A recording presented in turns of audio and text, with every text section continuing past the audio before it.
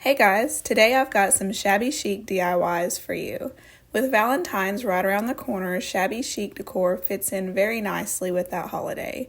And I like items like these where they're not screaming Valentines, but you could leave up year-round if you wanted. So let's get into these DIYs.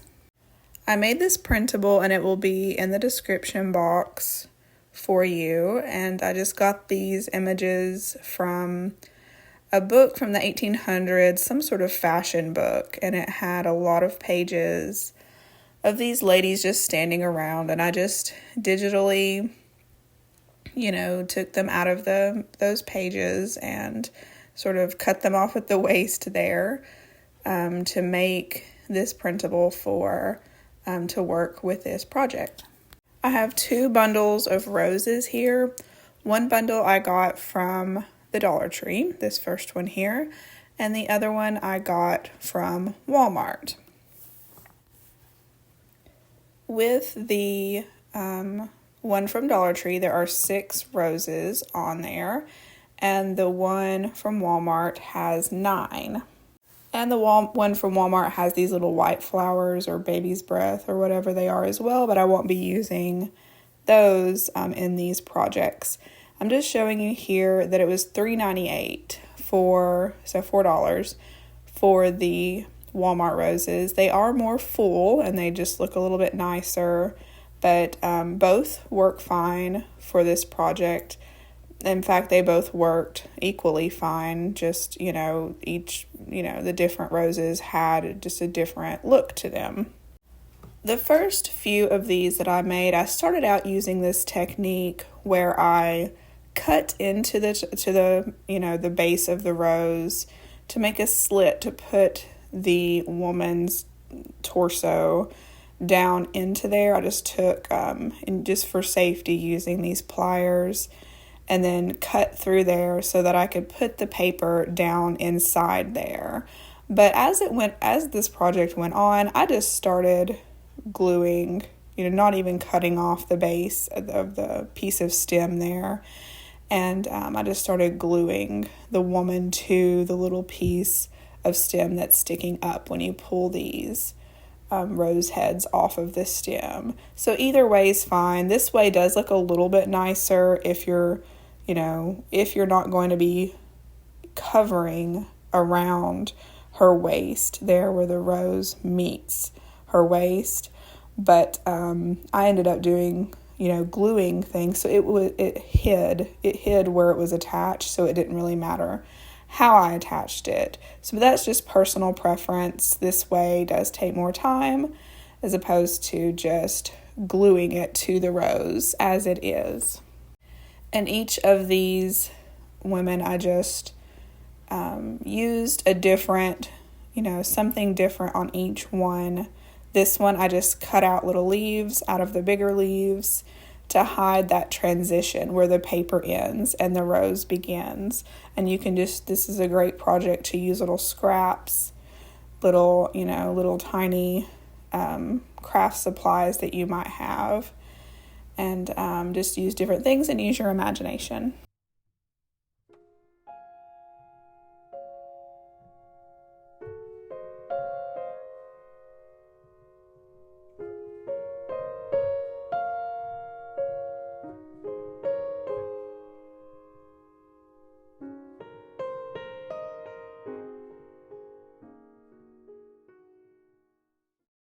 These turned out really pretty, and I'm just showing you here the difference between the Dollar Tree, this one with the umbrella, that rose is from the Dollar Tree, and so you can just see that it literally just made the skirts have a different style. The Walmart roses had the big poofy skirt, and the Dollar Tree ones had the smaller skirt, so it's, they look just, equally good.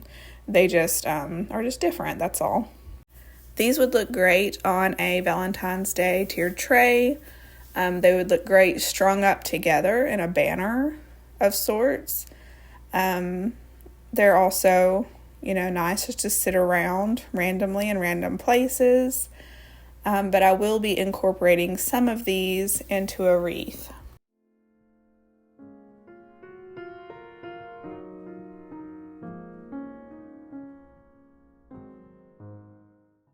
This is just a quick reminder that if you like this video, click that like button and subscribe if you haven't already, and that way you won't miss any future videos.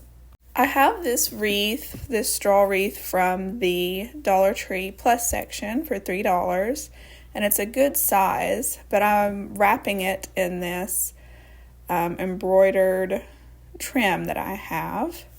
Just wrapped it around, and everything I'm going to be pinning onto this wreath, and this straw wreath worked really well for that technique.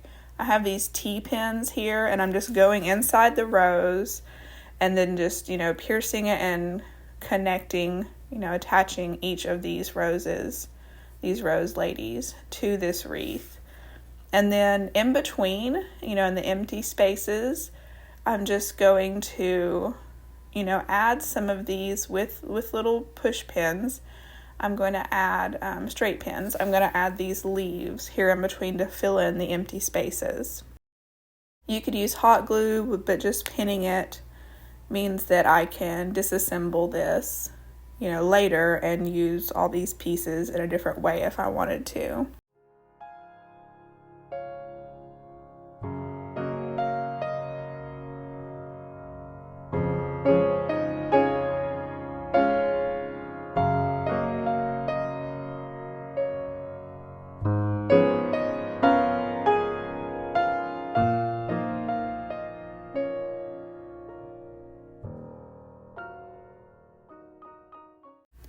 I wanted to add some extra roses. It just seemed a little too plain, so I wanted to add a little more to the wreath.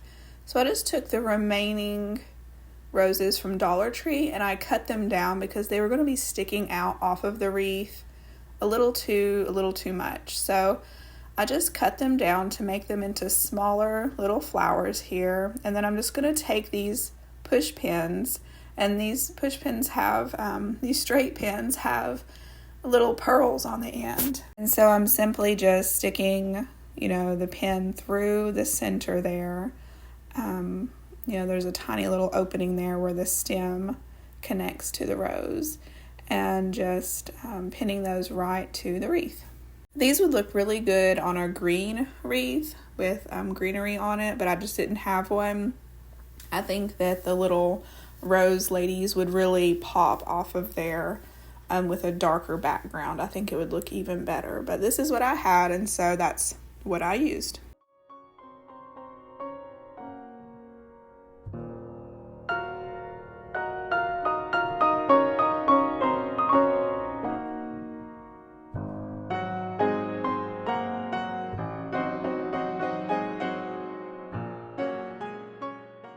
This next one is almost really just an idea instead of a DIY, but I came across this marriage certificate from the 1800s, and it's on Wiki Commons, and I will leave the link to it in the description box.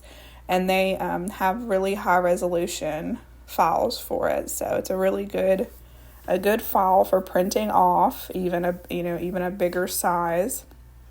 And there are two ovals, where you can put pictures on this old-timey marriage certificate.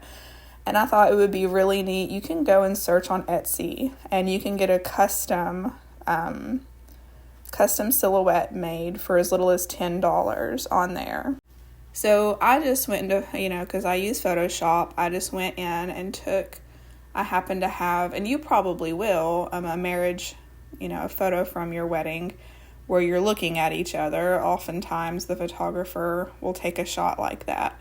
So I found two pictures that had our profiles, and I just, uploaded them and created the silhouettes here from a picture from our wedding.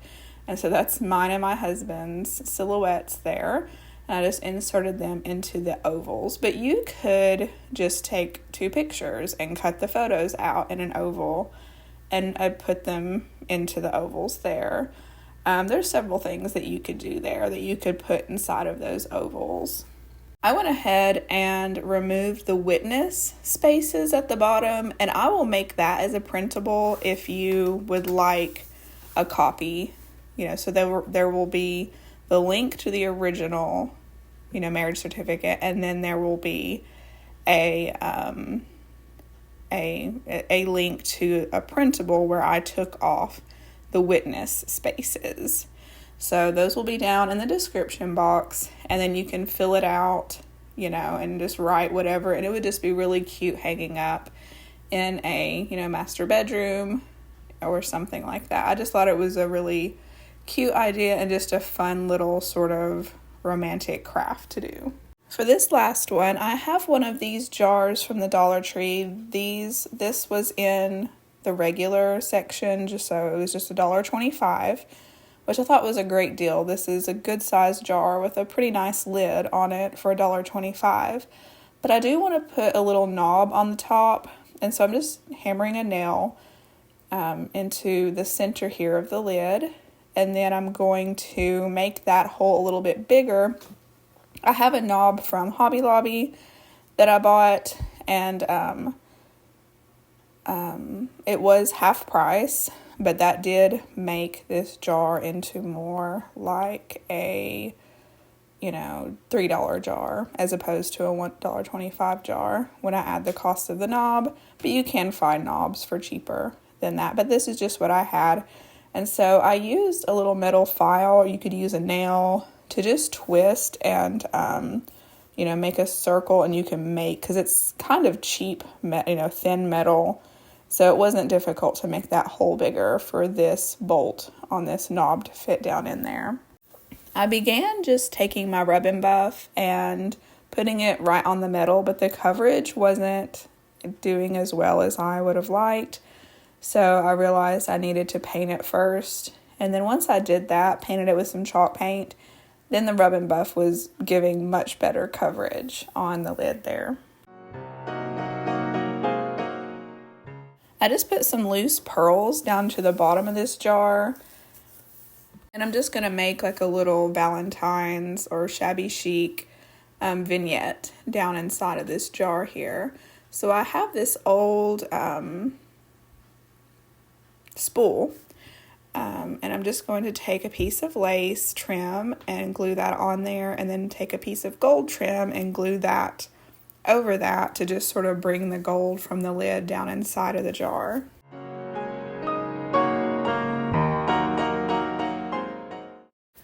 I'm going to place one of my extra little rose women here down in there, and then I just have some random items with hearts on them, some sort of Shabby Chic, Valentines-y sort of items. And I'm going to put this paper doily here in the back to where if someone turned the jar around, they wouldn't see the plain back of that printed out card.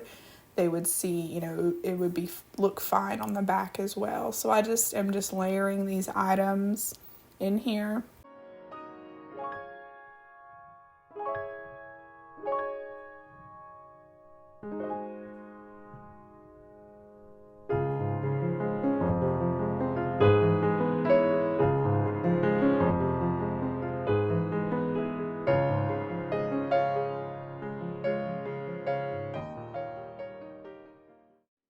That little red heart came out of a pack from the Dollar Tree. They had these little wooden hearts that had a sticker, like a sticky thing on the back to where it turned it into a sticker, but they're wooden.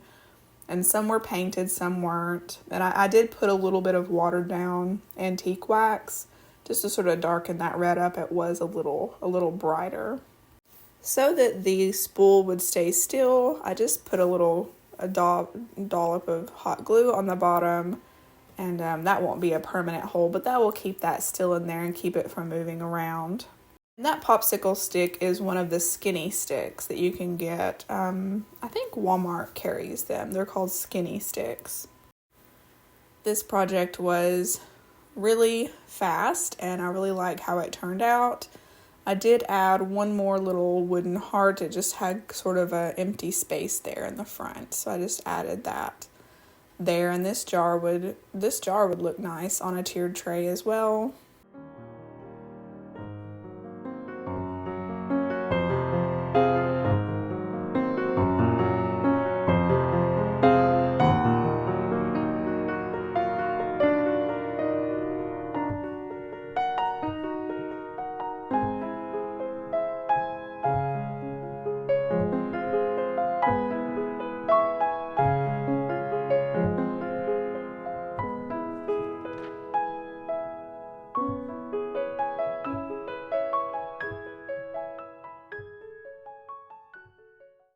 that's it for today. Thank you so much for watching. I hope you all have a wonderful day. See you in the next one.